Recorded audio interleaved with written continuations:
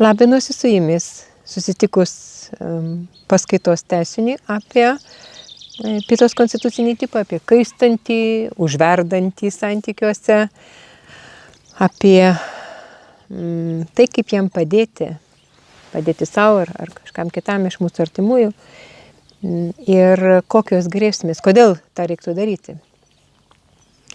Dėkoju mane prenumeruojantiems. Prenumerata nemokama, tik padės gauti, jeigu domina mano šviežiausias, naujausias paskaitas, ir dėkoju komentuojantiems. Jūsų komentarai man padeda augti, padeda galvoti apie kokias naujas ateities temas paskaitoms turėčiau pagalvoti. Įkvepia. Pirmoje paskaitoje mes kalbėjomės labiau apie charakterį šio tipo žmogaus, apie hobius, apie tai, kas vyksta organizme, dominuojant ugnies energiją. Šiandiengi mes ieškosime būdų padėti savo ir kitam, jeigu tai yra aktualu. Ir taip pat apsitarsime tas ligas, kurios yra būdingos šio tipo žmogui.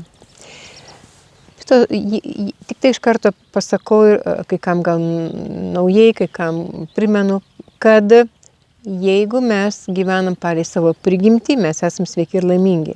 Ir žmogus, kuris nenutolęs nuo jos, gali savo valgyti to, ko nori, ir viskas bus gerai, jis pats atsirinks. Bėda yra tame, kada mes nutolstame nuo jos. Tada reikia žinių ir tada reikia askezių kai kurių. Su Pita doša yra susiję 40 ligų. Ir visos jos yra paaiškinamas logiškai, kaip ir visa kas Ajurvedoje. Pitos centrinė būstinė, ugnies energijos centrinė būstinė mūsų organizme, tai yra visi tie virškinimo fermentus gaminantys organai.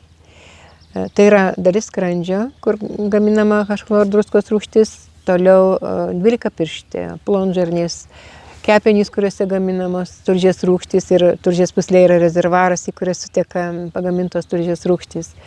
Kasa, blužnis kaip kraujodaros organas, oda.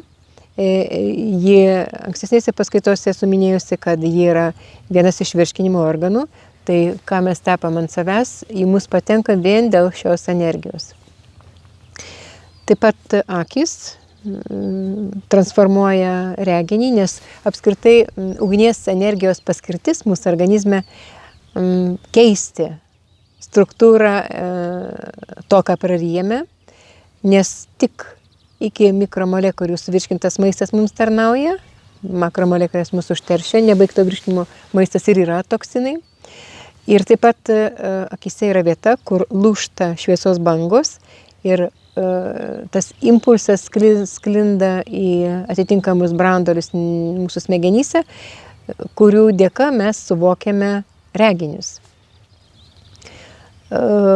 Ugnies energijos yra mūsų plaukų folikuluose ir dėl to, ko nepaminėjau pirmoje paskaitoje, šią temą šie žmonės greitai praranda savo plaukus arba jie kenčia nuo besiriebalinčių plaukų pernelyg greitai, reikia plauti juos kartais kasdieną, lygus plaukai būna, įprastai moterys, kurios turi lygius plaukus, neretai garbanojasi juos, kas turi garbanotus, juos tiesinasi, kažkodėl. Gal taip įdomiau gyventi. Ir kokios tos lygos? Padinto kraujospūdžio liga yra dažna, gyvena įtampoj, ir padintas skrandžio sulčių rūgštingumas. Taip pat opos visokios, opaligės, refliuksas, gerlas tas vadinamas. Odos uždegiminės ligos, bet kokios, egzema, galima ten, tarkime, žvynelinė, atopinis dermatitas, jų atsiradimą įtakoja ir vatadošas įsiderimas tarša organizmo, bet taip pat furunkulai, karbunkulai, kažkokios pigmentinės dėmės, baltmė ir žinoma virškimo trakto ligos. Visos tos, kurių pavadinimai baigėsi galūnėmis itas sulietuvinus arba lotyniškai itis. Tai reiškia gastritas, skrandžio uždegimas, cholecistitas, tulžies pūslės uždegimas, tarkime, hepatitas kasos, pankreatitas, hepatitas kepenų, pankreatitas kasos ir taip toliau. Ir kas įtakoja šito konstitucinio tipo išsiderinimą, tai yra gyvenimas negatyviose emocijose, tokiuose kaip, pavyzdžiui, pyktis, pavydas, susierzinimas, nuoskauda, konkurencija, toliau buvimas karštyje, grįžta iš kurorto, gal patiems kam nors taip yra tekę, išberti dėl herpes viruso suaktyvėjimo, išbertos lūpos, kartais būna nosis, yra žmonių, kurie netgi gulėja ligoninėje dėl herpetinės kilmės smegenų dangalo uždegimo. Taip pat provokuoja įvairūs nuodai, tokie kaip alkoholis, kaip nikotinas ir pramoniniai nuodai taip pat. Keptas, rūkytas, perkeptas, riebus, perkeptas, ta prasme, apskurdęs maistas, marinuotas, aštrus, raugintas, tai štai. Ir žinoma, kad tiem žmonėm norisi priešingo maisto, norisi būti būti ten, kur vėsu, nebūti saulėje, pliaže, tarkim, neatsivartyti nuo šono ant šono, ką labai mėgsta vatadošo žmonės ir šitoje vietoje, nežinant konstitucinių tipų, konfliktinė situacija labai lengvai įsiplėskia tada. Ko čia mes atvažiavome, jie gali sakyti, bet to žmonės čia ką čia dabar pliaže gulėti, kiek galima, vatinukai labai mėgsta tą daryti. Ir tada, ką reikia daryti, kaip reikia gydyti? Tai daryti priešingai, negu kad veikia tos ligas sukeliančios priežastys. Girdime, dainuojant, bent aš vaikystėje prisimenu, žinau, girdėjau, kad įraudo veidelį ir bus gana. Reiškia, alkoholis kaitina. Indėnų alkoholį vadina ugniniu vandeniu. Ir vartot alkoholį, turint rūgštingumo problemą ar dar bet kokią kitą ten uždegiminę ligą, aišku, kad tai yra tas pats, kaip pilti degų skystį į ugnį, benziną į ugnį, tarkime. Kava turi kaitinantį poveikį. Šitoje vietoje aš labai ryškiai prisimenu vieną tokią pacientę, jinai kreipėsi į mane dėl virškinimo problemų ir man sakė, kad padidintas skrandžio rūgštingumas ją vargina NNN metų, 3 metus jinai nuolat, kiekvieną dieną geria nurūgštinančius vaistus, tai omepas, omeprazolis. Ir aš sakiau, ponio, jums negalima kavos, nes aš išsiaiškinau, kad ji nuolat geria 2-3 puodelius stiprios kavos. Jinai sakė, žinau, daktarė, aš geriu omeprazolį, omepą, kiekvieną rytą. Sakau, ponio, jums negalima dar dėl to, kad jūs blogai miegate, jūs esat labai jautri, jūs sako, žinau. Ir ji pasakė, aš žinau, aš vartoju nervų sistemą raminančios. Jinai pasakė vieną iš tokių pavadinimų, tokių populiarių vaistų. Ir ką tada su tokiu žmogum, kuris kreipėsi kaip pilnas padelis padaryti. Nėra vietos, nėra gigabaitų laisvų, įdant nauja informacija galėtų joje įsitvirtinti. Taigi, kas netinka iš skonių? Rūgštus skonis, kurį turi, tarkime, braškės, uogos tokios kaip braškės, mėlynės, nebent jos labai saldžios. Toliau spanguolės, bruknės, vyšnios, tinka trešnės, tinka žemuogės, tinka melionas, tinka bananai, tinka avokadas, tinka bulvės, arbūzas, saldžios vynuogės, netinka rūgštaus pieno produktai. Paprikos reikia vengti, dėl to, kad paprikoje daug vitamino C, tai yra skarbo rūgštis. Netinka švieži svogūnai ir česnakai, Termiškai apdoroti taip.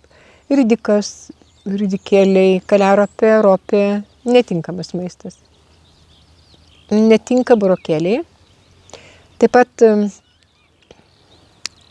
stipriai rauginti, labai rūgštus rauginti produktai ir žinoma, kad atstoti visokie marinuoti, ten su kaip padažais, ten garstyčios, kečupai, juolab, kad termiškai apdoroti pomidorai rūgštėja ir galima pomidorus valgyti tik jeigu yra saldus ir naminiai dažniausiai, bet ir tai labai atsargiai, priklausomai nuo požymių, nuo tų ligos požymių.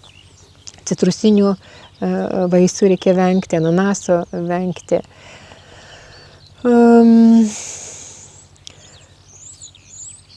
Taip pat minėjau, kad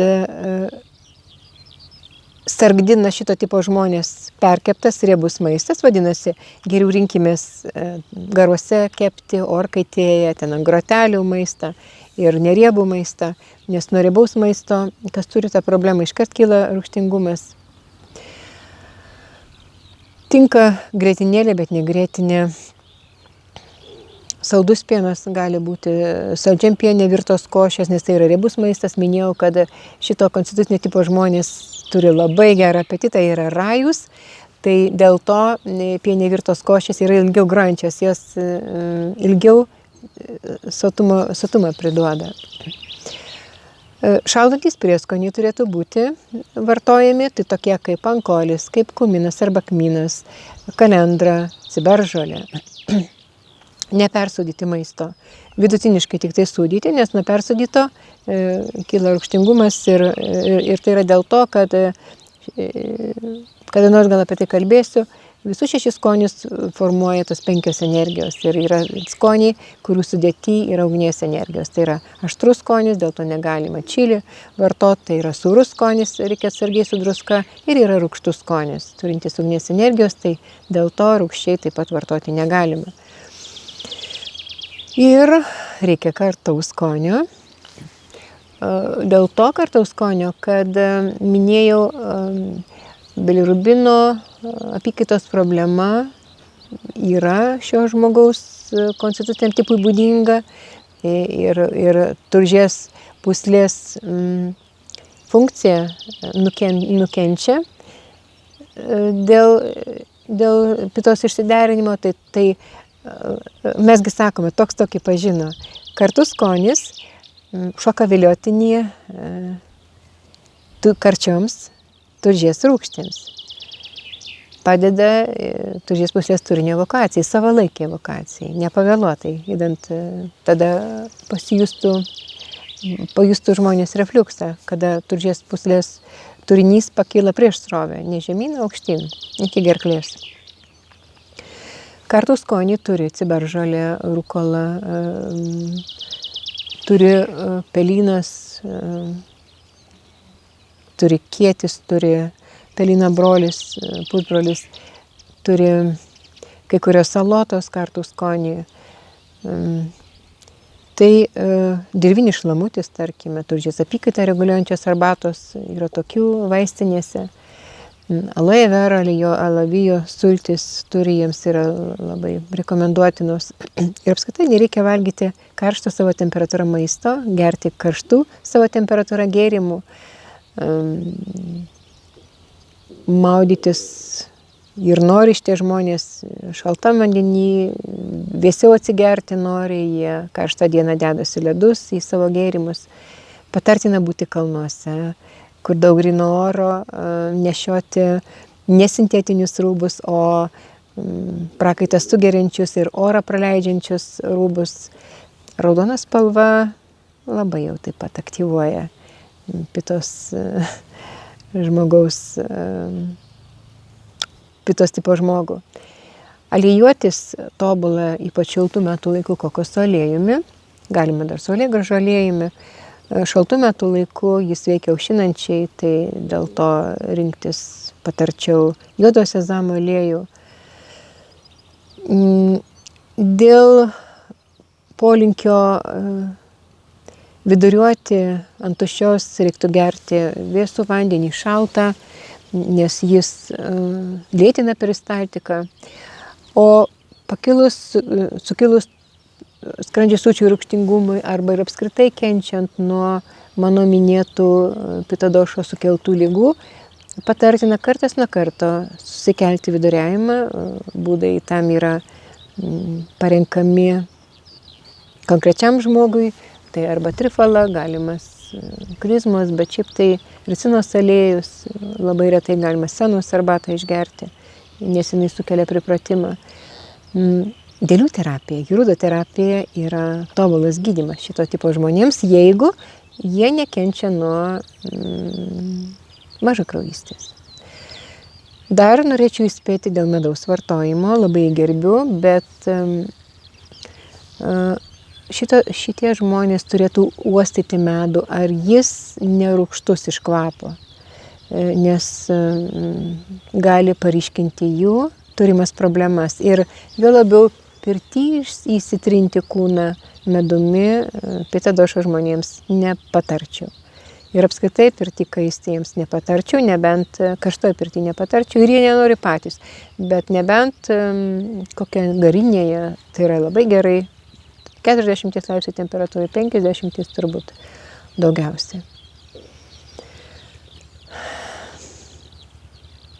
Tai šiandienai tiek apie pitą, o mes kitą kartą kalbėsimės apie kafo tipo, kaupiantį skysčius, informaciją, svorį kaupiantį žmogaus tipą. Šiandien aš su jumis atsisveikinu, linkėdama būti laimingais, nes tik tai laimingi esame sveiki. Iki greito.